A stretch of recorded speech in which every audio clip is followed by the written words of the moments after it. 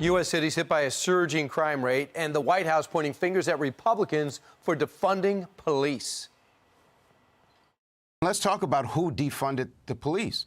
An emergency relief plan for cities that were cash-strapped and laying off police and firefighters. It was the Republicans who objected to it. And our plan allowed state and local governments to replenish their police departments. And so, look, Republicans are very good at staying on talking points of who says defund the police, but the truth is they defunded the police.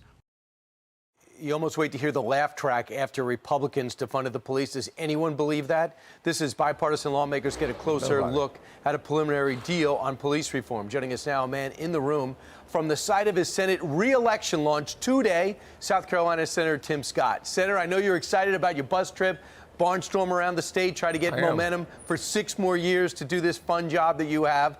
But first things first, do you Republicans defund the police? Did I miss something? Brian, you didn't miss a single thing. That is the most ridiculous thing I've heard all year long. And we've heard some very ridiculous things from the Democrats. But this is not the icing on the on the cake. This is the most ridiculous thing ever said. The facts are simple. Seattle, Portland, Los Angeles, Cleveland, and New York, Baltimore, all have defunded to police. What we've seen is a 40% increase in violent crime in major cities because the Democrats have been defunding the police for the last year plus. What we have done on the other side, of course, is to refund the police. Even the police reform legislation I'm currently working on provides more money for officers because the last thing you can do is ask someone to go into the most dangerous places in our country without the resources and without covering their liability. If you don't do those two things, you can't ask good people to go into bad places to make them even better. Senator, yesterday buried in all the huge news with Joe Biden stepping on his own message of bipartisanship by saying, I'm going to jam $4 trillion down your throat and then walking it back on Saturday.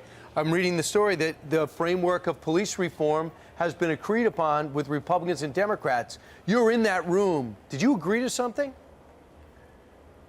Well, we've agreed to the framework, so we know what's not in it, which is as important as what is in it. So there is a framework that's been agreed to, but the language itself is still being written. So nothing's agreed to until everything's agreed to, other than the fact that we know that we are not going to make it easier for us to criminalize police behavior, and we're not going to expose the officer to more liability. We know those two things are off the table, and that's good news for our officers. All right, so you're saying that the qualified immunity is off the table. For the individual officer, it's not on the table. Right. You'll go after the state. And Brian, it's also good you're able to go after the jurisdiction, whether it's a local, state, or whomever, number one. Number two, I'd say it's also very important to realize that we have the law enforcement agencies, the NAPO, the FOP, IACP, the alphabet soup of law enforcement agencies and organizations are helping us craft the legislation. So we're not doing this in a vacuum or a silo. I'm sure Corey's talking to the civil rights groups on the other side, but we're making sure that what we do protects the officer and the community that they serve. If you can't do both, you shouldn't do either. And Senator, I know I don't have to tell you this, but in speaking to the number of officers that I speak to regularly, you have to make the job more attractive, not less attractive. You're losing people by the hundreds around the country. So you could blame all you want. The bottom line is the most vulnerable are the most vulnerable because the police officer numbers are going down and they're staying in their cars because they're told not to do anything. Well, all over the country, we're seeing that reaction because liberal cities and liberal councils and mayors are making targets out of police officers. It's the least common sense thing in America. I had a group of African-American leaders meeting with Attorney General Barr at the time here in South Carolina, and the question came up about defunding the police.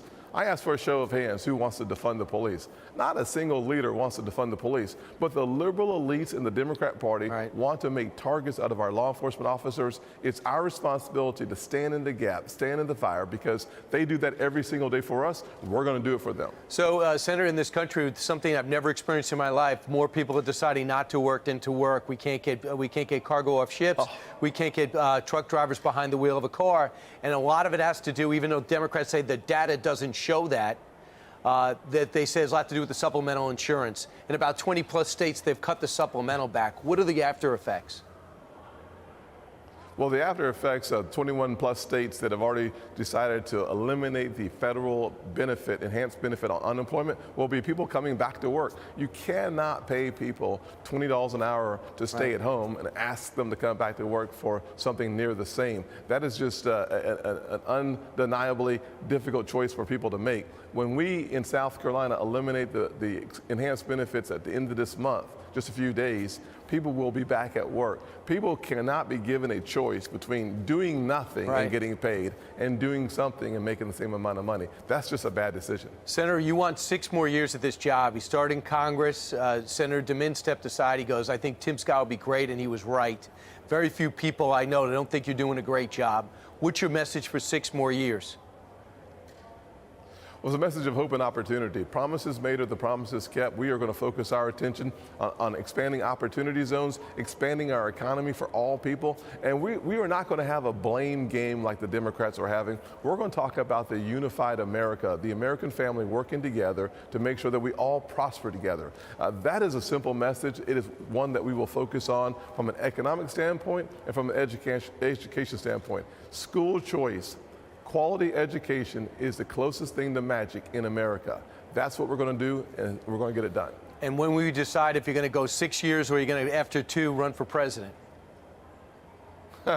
Well, Brian, that's a good question. The presidency of my homeowner association isn't open until 2026. Right. So hopefully I'll be able to work through my term. Right. I wasn't talking about that. I was talking about the White House place. Brian, well, Brian, I misunderstood you. Let me just say it this way. The only thing that matters is 2022. You have to win in 2022. We'll see what happens next. You guys can, of course, help me win in 2022 by going to votetimscott.com. All right, he's going to be on a bus all day and getting off and talking to people. It's always exciting to launch a re-election campaign. Thanks for joining us first, Senator. Thanks, Brian. God bless. You got it.